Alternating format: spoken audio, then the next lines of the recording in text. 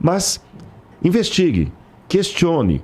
A Bíblia, Deus falou o seguinte: ponham-me à prova, diz o Senhor. E a palavra põe-me à prova no hebraico, ta'am, significa reflita, investigue. Agora, uma coisa eu posso te falar por método científico. Sabe o que é o método científico? Deus transforma pessoas. E a hora que você quiser, eu te mostro isso à torta e à direita. Já que o método científico de Stuart Mill é repetição, obtendo os mesmos resultados, mesmo que haja algumas variações, porque na química, permita-me muito ousadamente entrar na sua área, Marcos, eu sei que não necessariamente 100% dos resultados dão iguais, porque às vezes tem uma interferência, uma contaminação e tudo mais. Então tem alguns resultados que dão diferente, mas como a maioria absoluta dão certo, você fala o seguinte: essa aqui é uma lei da química. Eu digo para você uma lei humana. Há tantas pessoas que encontram com Deus e dão certo, que eu posso dizer até com o método científico, funciona. E quer uma prova? Vou pegar um exemplo aqui para vocês. Richard Dawkins. Eu li Deus um Delírio. Muito bem escrito. Do ponto de vista argumentativo, o Richard Dawkins, ele é piadista, cômico, aquela coisa toda e tudo mais, né? Ele faz umas alocumbrações assim para poder provar a coisa dele. Por exemplo, quando o Marcos falou que é impossível... Ele pergunta quem criou Deus, né? Exatamente. E quando o Marcos fala da impossibilidade de tal coisa, ele fala que é o seguinte: se um macaco ficar batendo aleatoriamente as teclas, qual a chance de sair um livro de Shakespeare? Ele falou o seguinte: se as chances do macaco forem infinitas, uma hora sai Shakespeare. Só que nós não temos um universo infinito. Agora... Mas sabe o que ele faz? A falácia dessa argumentação do Richard Dawkins, ele assume que o macaco sabia Shakespeare antes de começar a digitar, senão ele nunca conseguiria. Nunca ia conseguir. Os recursos probabilísticos do universo não fariam o macaco digitar sequer a primeira frase de só... Na letra, a primeira palavra. Letra sim. Nada. Então, falácia atrás de falácia. Agora, no livro do Dawkins, a gente tem que tomar muito cuidado. Isso. Mas agora já... Interessante isso que você falou. Olha, ele assume assim, olha, se tivesse um corretor ortográfico e tudo mais, ele escreveria. Mas como é que o macaco saberia Shakespeare antes de digitar Shakespeare? Ele tinha que saber. Ele teria que saber o objetivo final para chegar nele. Ou seja, tem um objetivo. Não é aleatório o tempo todo. Infinito. Não dá para escrever sequer a primeira frase. Você colocar o macaco aqui infinitamente, não vai sair. 500 bits de informação, o recurso probabilístico do universo. Não dá para escrever Agora, Shakespeare. Eu vou fazer uma outra prova diferente. O que quer dizer isso? Rapidinho. 500 bits de... dá para escrever a primeira e a segunda frase do famoso... Hamlet. Qual que é mesmo, Rodrigo? Até já esqueci, falei. Hamlet. É o Hamlet? Como é que começa? Tá. Ele começa a ser só... Nossa, quando ele pega a caveira do pai dele, ser ou não ser, ser ou não ser, eis a questão. Porque ele pega o crânio do pai dele que tinha morrido e começa a conversar com o crânio. Não daria para escrever ser ou não ser, eis a questão. Parece que para não ter. Se ele só consegue chegar no final pelo Lembrando que ser ou não ser em inglês é mais curto. Se ele soubesse o final e que a correção fosse feita durante o processo. Isso é o que eu chamo num livro que eu escrevi de antevidência. Ele teria que antever o resultado para conseguir chegar nele. Uma característica que a evolução simplesmente não tem, Igor. Ela não consegue prever o futuro. Por exemplo, você acabou de dar um exemplo de design inteligente, agora indo mijar rapidamente. Nossa, cara, tava passando mal. Deve ter saído uns 2 litros ali. Sabe por quê? Vou te falar. A vida é coisa de profissional, Igor. Ou ela foi feita perfeita, ou ela nunca funcionaria, ou ela estaria já extinta. É a complexidade redutível do design inteligente. Imagina que você tivesse aqui, nesse podcast, super legal, e não tivesse um sensor de bexiga cheia. Ela tinha explodido. É vida coisa de profissional. Eu digo, é igual o cara do Bamerindos. A vida não é coisa de amador, né? É igual o cara do Bamerindos.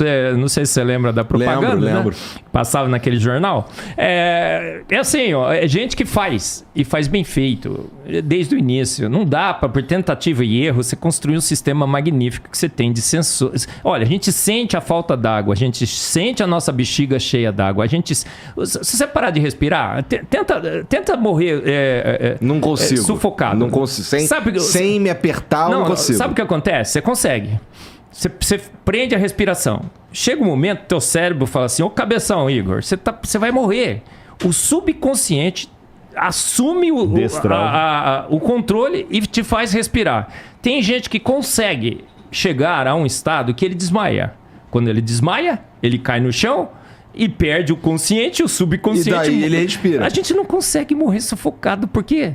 Porque um Deus de extremo poder e saber e com capacidades que a gente não consegue entender, com toda essa virtude que ele tem, ele nos fez prontos, inclusive protegidos contra as besteiras que a gente poderia fazer. E aí que eu quero fazer um teste científico agora, de sociologia. Sim. Vamos pegar o livro do Richard Dawkins e levar lá para uma prisão de segurança máxima. Pega uns 6, 7 livros, uns 10 livros do Richard Dawkins e coloca numa prisão de segurança máxima. E deixa lá por 1 ano, à mercê dos presos. Depois de 1 ano, quantos presos deixarão o mundo das drogas, da promiscuidade, do assassinato, porque leram Deus um delírio de Richard Dawkins? Agora faça o mesmo teste jogando 10 exemplares da Bíblia. Sem pastor, sem nada, só a Bíblia. Depois de 1 ano você volta lá, tem uma capela funcionando lá dentro e com os carcereiros todos tirando no tapa, querendo trabalhar na ala dos crentes, porque é menos trabalhoso. Olha que interessante. Eu até proporia um debate com um ateu, mas seria muito cruel se eu fizesse isso. Falei assim, vamos fazer um debate, mas uma coisa, eu vou botar no auditório 50 pessoas que foram transformadas pela mensagem que eu prego, que deixaram hoje a criminalidade, criminalidade pesada mesmo, o cara que antes era matador e agora deixou de ser. Não estou falando o cara que era apenas... Não, cara da pesada, que teve a vida transformada pela mensagem que eu prego. E leva para o auditório 10 pessoas que tiveram a vida transformada pelo ateísmo que você prega. Mas isso não prova que Deus existe. Isso prova que a mensagem é poderosa. Exatamente, mas eu concordo, você está corretíssimo, você está certo. Com isso, eu não estou, bingo, dei checkmate, estou provando que Deus existe. Não. Eu só estou reforçando aquela questão seguinte. Tem algo, eu não trouxe minha Bíblia aqui comigo, tem algo naquele livro de capa preta que você mencionou diferente. Ele está pesando as evidências. Exatamente. Igor. Tem algo ali que o Richard Dawkins não tem. É igual mais ou menos, eu imagino que a química seja assim. Você fala o seguinte, olha, engraçado, tem uma energia ali que aqui não tem. Por quê? Não, eu não sei o que é, mas eu estou sentindo pelo instrumento que ali tem um eletromagnetismo que aqui não tem. Eu vou investigar. Por que o ímã atrai e o outro tipo de metal não atrai? Tem alguma coisa, eu imagino que foi assim, foi a inquirição, o questionamento foi assim. Por que o ímã gruda e o outro metal não gruda? Peraí, tem alguma coisa nesse que o outro não tem. O que eu vou fazer? Menosprezar o que gruda e ficar só com o que não gruda? Não. Eu vou investigar ambos e ver por que um gruda, por que o outro não gruda. Foi assim que surgiu o método científico. A mesma coisa a Bíblia. Tem algo na Bíblia que atrai e tem algo que o Richard Dawkins não atrai. Vamos fazer uma coisa do ímã? Vamos investigar. Concordo que isso não prova que Deus existe. Agora, por outro lado, eu não posso, isso para mim seria uma falácia ridícula, considerar todos os crentes tapados, você entendeu? Por isso que eu fiz questão de trazer coisa. Não, você não. Eu tô falando pra galera. Tapados, sem cultura, sem nada. Por isso que eu fiz questão, eu agradeço você ter aceito trazer o Marcos aqui, porque ele é uma pedra no sapato de quem quer pregar um mantra que crente é tudo toupeira. Eu ainda sou peixe pequeno, porque eu trabalho com minha área, eu escavo em Israel, encontro evidências, trabalho com tradução de textos antigos, falei do coisa. Mas assim, perto dessa área da ciência, eu sou peixe pequeno, ele é peixe grande. Agora, eu também não sou nenhum burro, eu tenho 2 doutorados e um pós-doutorado. Eu não estou com isso querendo, letra A, vou fazer sem minhas palavras, dizer que o ateu é estúpido, que o ateu é toupeira, que o ateu é burro, que o ateu é todo marginal. Não disse nada disso. Seria um péssimo testemunho, né? Péssimo testemunho. Eu acho o seguinte, eu quero que o ateu continue tendo o direito dele ser ateu, tá certo? Só que, letra A. Assim como eu falei aquela hora do crente chato, que ele quer empurrar goela abaixo a doutrina dele, tem ateu chato também, que na sala de aula está doutrinando o filho de crente também. Aí vem o paradoxo. Porque esses dias uma pessoa que até jogou isso comigo assim, que absurdo que a religião faz com os índios. Muitos índios suicidaram porque o missionário foi lá e pregou contra as ideias do índio. Então o índio agora já não é mais nem índio, nem crente. Aí muitos se mataram. Primeiro que tem evidência que não tem nada a ver com isso. Eram índios que estavam com problema de alcoolismo. Mas jogaram a conta dos crentes. Porque o missionário foi lá, tirou o índio da natureza. Tá bom, então eu tenho que deixar o índio lá sendo na natureza. Tá bom. Então, por que na sala de aula o menino crente é obrigado a desconverter por um professor que também é um missionário do ateísmo. Então deixa o menino crente como crente. E só sobre o índio, para fechar, que eu também vou fazer um xixi, teve um pastor adventista chamado Catarragoso, que ele era lá daquelas ilhas, eu vou lembrar, pequenininhas, lá vou lembrar, não sei se é Bornéu, eu tenho até a foto dele na internet. Se colocar na internet até aparece a foto dele, Catarragoso, acho que com Z. Catarragoso, são duas palavras. Esse Catarragoso, ele era, é isso aí, ó, ele aparece aqui com tá vendo, ó, é isso aí, ó. Se tiver boa resolução, pode pegar essa foto dele aí. Ele foi de uma tribo que se converteu toda para a igreja adventista do sétimo dia. Eita. Isso deve ser alguma coisa. Acho que está em pequena resolução. E ele e a família dele usavam, assim como você contou do seu avô, os avós dele eram encolhedores de cabeça e canibais. E um dia veio um sociólogo fazer uma exposição. Os missionários têm que ser banidos porque eles tiram a colônia do aborígene para colocar a cultura do aborígene, para colocar a cultura do branco, do tal, Aí não sabia que ele estava para falar. E o Catarragoso falou assim: eu acho que o senhor tem razão. Os missionários fazem um péssimo trabalho e têm que ser combatidos. Eu posso almoçar o senhor daqui a pouco? Porque eu aprendi com os meus ancestrais a comer carne humana. Ele comeu carne humana.